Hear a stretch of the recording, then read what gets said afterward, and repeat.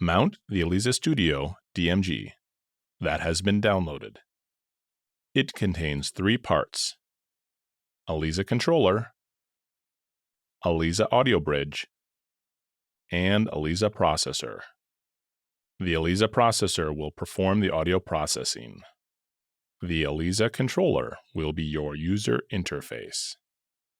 It connects to the Eliza processor and also to external third-party control like MIDI, OSC, or Desk Link.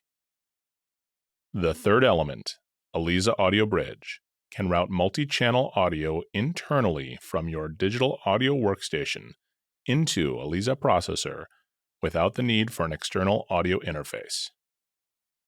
Double-click on the Eliza controller installer package. You will be guided through a typical installation process.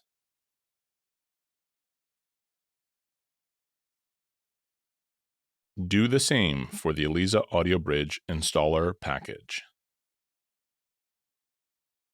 If the Eliza Audio Bridge needs to be uninstalled, just rerun the installer. As a final step, drop Eliza processor into the applications folder. You may wish to have Eliza controller and Eliza processor on your dock. When you open Eliza controller for the first time, you will be prompted to select your Eliza license. To register, fill out your contact information to either try out Eliza Studio for a free 30-day trial or the free binaural license. If you have a license key, copy the license from your email, paste it into the field, and click Activate. You will need an active internet connection to complete successfully.